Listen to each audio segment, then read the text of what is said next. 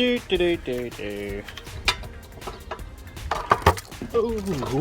that was close. Carrying on immediately from the last video, I have, it's 3 o'clock in the afternoon, might as well get a bit more done. So I'm going to get the wiring loom out, that's today's job, and then if I've got time, do a little bit more. So I'm just going to follow it through, disconnecting it from everywhere that it needs disconnecting from. And then follow it through up to the handlebars, unplug all these. I'm going to leave the cables with whatever they're coming out of up here, and then jobs are good. Alright, that's this guy just kind of slides off there. There we go. We don't need to unplug him from the loom, he can stay attached to the loom.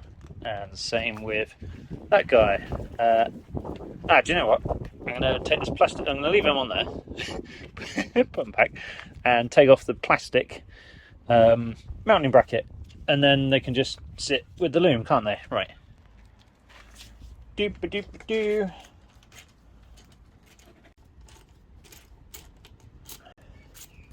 There you go, that was easy. They can just stay with that bundle of wires. Getting distracted from the wiring loom, there is a tube here that goes from, well, it kind of just goes down there and it connects to the filler cap. Ugh. Is it going to come off, or is it just going to break? Right, need a tool.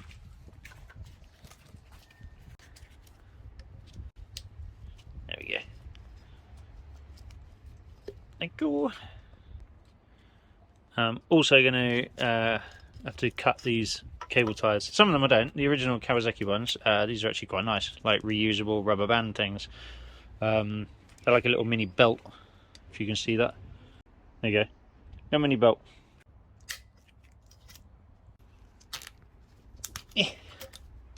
So you're going to feed this back up through here.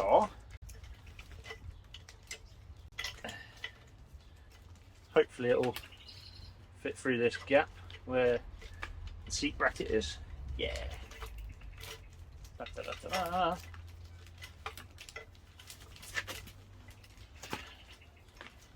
The wiring loom needs a bit of attention. It's a bit of a mess. It had an alarm attached to it, so it's all a bit cut and shut. I'm going to make it all nice and good again by the time I've finished. Right, now this side I'm going to have to take this bracket off these solenoid coils to get them through. Hopefully they'll go through and they can just stay attached. Nope. I'm going to have to disconnect them. They're only plugged in. We're all good. What a mess.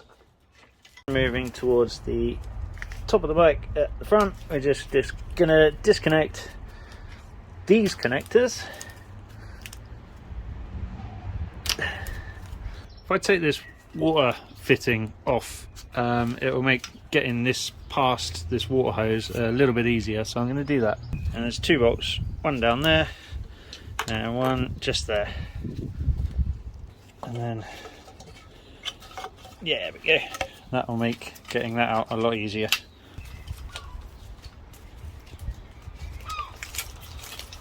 That was easy. And then pick a way for this to come out of there. I'm going to go for that way. There we have it. Spaghetti junction. Woo! Next up, handlebars, which just consist of a couple of bolts there and a big nut there. Do do do do do. It's coming. Hey. Ah. Need to disconnect the brake line. Whoops. Da, da. Oh, my thumb. Ow, ow, ow. Ah. There's a very old spider in there. Lovely. Surprised. I think that's the first spider I've found. Vroom, vroom, vroom. Same applies to this side. That came off a bit nicer. And I'm going to leave this clutch pipework connected for now. I'm going to make a new one, but that could stay on there until I come to that part of the job. Again, round towards the back of the bike, we've got some drainage hoses. Oh, that wasn't the plan. That one can come out, that one can come out. There we go.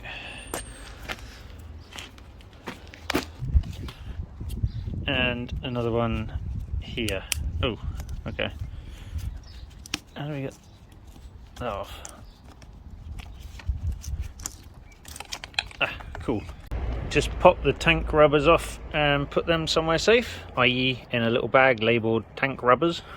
I'm going to undo that, that and that, in the hope that this just comes off the top.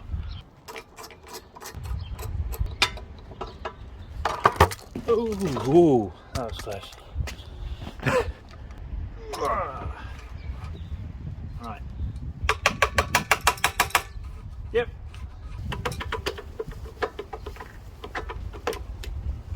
Oh, ignition barrel. This is a C-spanner. This particular one's adjustable. You can get them in set sizes, but this is what you need for undoing the nut at the top. Hold on, I'll show you. This guy here. See, it's got like a bit of a crown on it. Pop the head in there, and then just undoes like that. It's not very tight, which is, well, it's good. So inside here we have a bearing, which actually looks pretty good. So if I lift the frame, that will come off of this will all come off as one piece. So I'm not going to do that at the minute because I've still got a bit of work to do on the back and the suspension. So swing arm, undo that, same on the other side, and then at the bottom there is a bolt going in there. So I'm going to pop them out and then hopefully the swing arm will come off. Okay, so here we go. Nuts off of one side and the nut remains on that side, and then the shaft bangs through. So I'm just going to undo the bottom one now. Another two-person job, really. Oh gosh. Not with that. Let's go get a tool.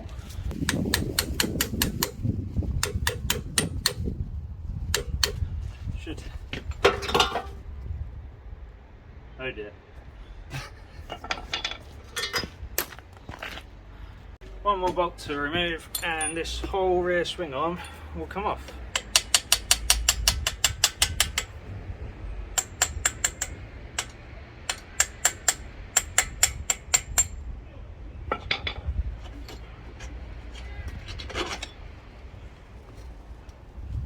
Ta-da!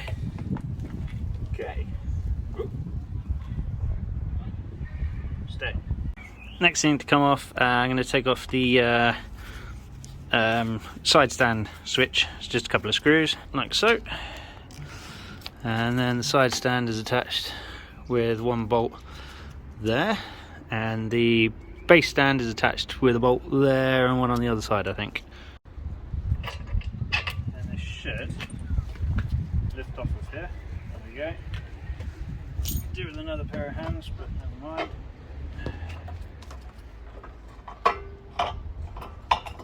Sorted. See it, sorted. Gently, gently. Cool. Bang. Now there's just a couple of bolts to get the rear shock absorber and the centre stand off. Inside here is literally the last bolt.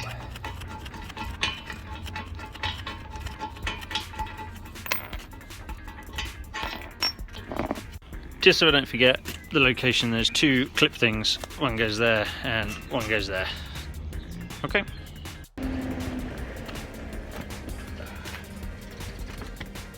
And there we have it. One frame ready for prep.